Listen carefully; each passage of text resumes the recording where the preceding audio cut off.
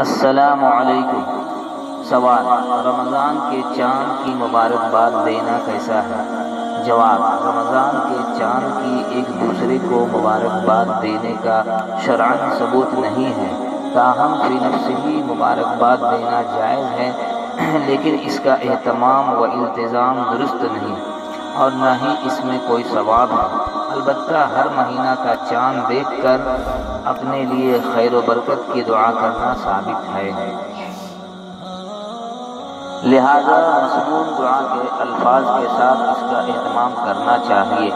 علامہ بیہقی کی الدعوات الکبیر میں ہے کہ نبی کریم صلی اللہ علیہ وآلہ وسلم پہلی رات کا چاند دیکھ کر یہ دعا پڑھتے تھے: اللہ اکبر، اللہم اہلہ علینا بالامن والایمان والسلامۃ والاسلام والتوفیق لما تحب وترضى، ربنا